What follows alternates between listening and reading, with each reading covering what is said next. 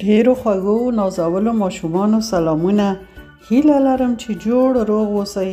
خپل درسي چینل ته ښه راغلاست. هیله لرم چې خپل درسونه د نورو ملګرو سره شریک او چینل مو سبسکرایب کړئ. بیا به هم خپل درس پیل کړو په بسم الله الرحمن الرحیم، ځکه چې موږ تاسې شکر مسلمانان یو او هر نیک کار، خپل درس، خپل خوراک، خپل خوب په بسم الله الرحمن الرحیم پیل کوو. د موږ تاسو نننی درس دی 12م درس، یعنی موږ د الفبا 12م حرف ته رسیدلی یو. 12 په پښتو داسې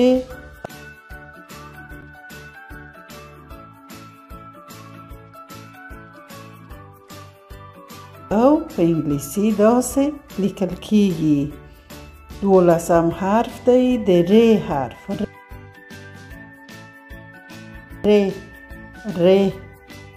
ر هم د نورو حرفونو په شان درې غږه لري.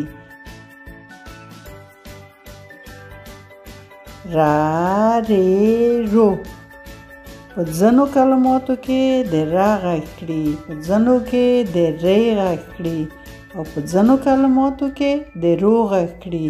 اوس به وګورو چې چیرته ر د ر غږ کړي.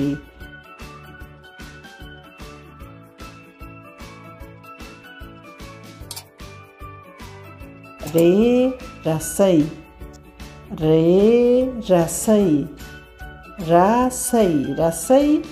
تاسو ځینې خلک پړی ورته وایي او ځینې خلک رسی ورته وایي. تاسو په دې شکل کې وګورئ، دغه رسی ده چې غوټه کړې ده، دا هم رسی. رسی څو ډوله رسی ما تاسو ته دلته راوړي دي چې تاسو ښه پرې پوه شئ.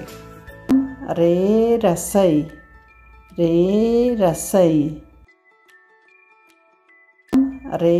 رسی، رسی. اوس به بیا هم وګورو چې بیا هم ر چیرته د ر غږ کړي. رنګ، رنګ، رنګ، رنګ. په دې تصویر کې وګورئ د ښکلي رنګونه. رنګ، دلته څومره ښکلي رنګونه دي: زیړ رنګ، سور رنګ، آبي رنګ، لاجوردي رنګ، شین رنګ، ګلابي رنګ، رنګ، رنګ. دلته نور رنګونه دي. رنګ، رنګ.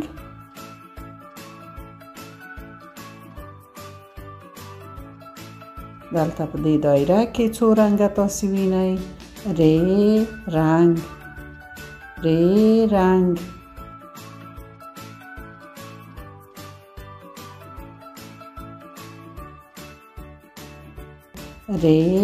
رنګ، رنګ. اوس به وګورو چې ر په کومو کلماتو کې د ر غږ کړي. رکشا، رکشا، رکشا، رکشا،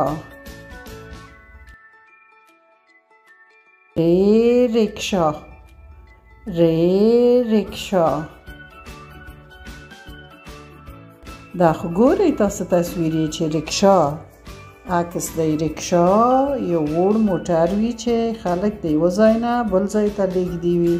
د ما رکشا ډېر خوښېږي چې په رکشا کې سپاره شم. تاسو رکشا کې سپاره شوي یئ؟ رکشا، رکشا،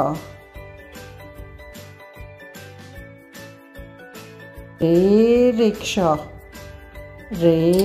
رکشا.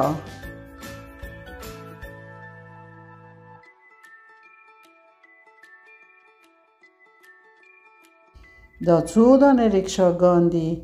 د جلال آباد په ښار کې رکشاګان ډېر دي. رکشا، رکشا.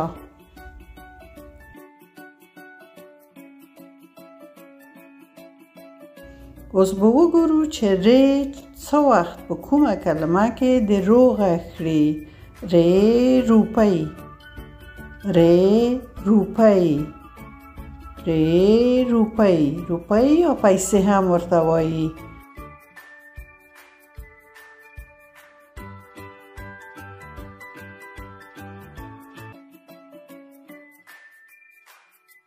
دغه پیسې چې تاسو ګورئ دغه سکې دي، دې ته خلک روپۍ هم وایي. ری روپۍ طلایي سکې دي.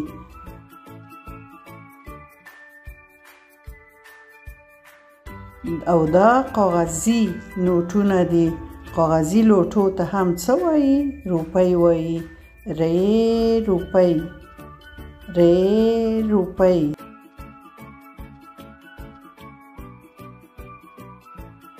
دا بیا هم سکې دي.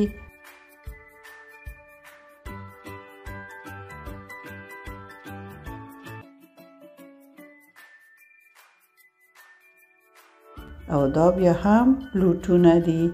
ری روپۍ، دا د افغانستان روپۍ دي. زرګون دی، 500 ګون، 100 ګون، 50 ګون او 100 ګون. ری روپۍ، ری روپۍ، ری روپۍ. اوس به راشو د ری رسۍ ترانه به یو ځای ولولو. ری رسۍ. لومړی به زه درته ولولم او بیا به تاسو هم د ما سره ولولئ. ری رسۍ. راشئ رسۍ ونیسو، دې خوا ها خوا ودانګو. څوک به زورور وي، څوک به زړور وي. بیا یې درته لولم. راشئ رسۍ ونیسو، دې خوا ها خوا ودانګو. څوک به زورور وي، څوک به زړور وي. تاسو خو د رسۍ ساعتیري حتما لیدلې چې رسۍ یو بل طرف ته ماشومان کش کوي او هر چا چې دغه نور ماشومان خپل لور ته کش کړل همغه مسابقه وړي. نو د دې لپاره په دې ترانه کې هم ویل شوي چې دې خوا ها خوا ودانګو. نو راشئ اوس دا ښکلې ترانه په خپله راسره ووایئ. رسۍ. راشئ رسۍ ونیسو، دې خوا ها خوا ودانګو.